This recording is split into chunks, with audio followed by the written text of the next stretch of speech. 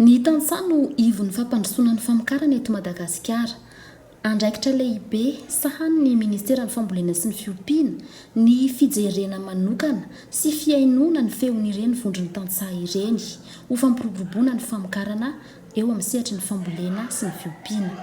Arak'izany dia nisy ny atrikasa dinka ny arahan'ny Ministry ny Fambolena sy ny Fiompiana Ratoiardaona Rakotoarisoro Suzela niaraka tamin'ireo tantsaha mpamokatra manerana ny Madagasikara ny 5 Janoary 2024 tao Anosy.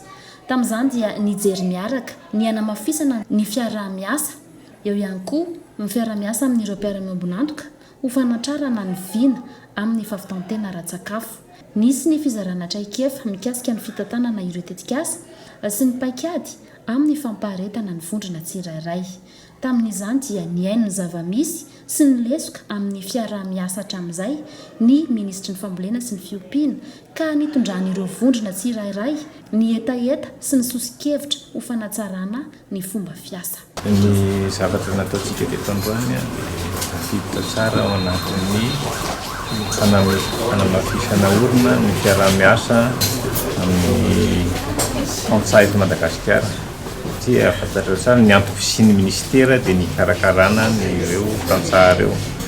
Ka zavatra androany nandrasako zany dia niaino ny etaeta amin'ny tantsaha ary ao anatin'izany ahoana ny ahafahana mamadika an'ireo etaeta amin'ny tantsaha ireo ho asa mivaingana ka mba hipaka tokoa any amin'ireo mpahazo tombotsoa zany ny zavatra ny tantsoroka izay ataon'ny ministera.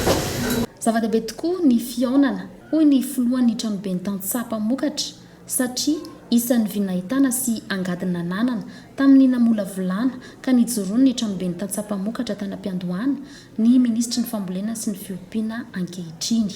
Mbola manantena ny fitohizan'ny fiaraha-miasa izy ireo ary hipaka mivantana amin'ireo mpahazo tombotsoa ny fotony izany fiaraha-miasa izany.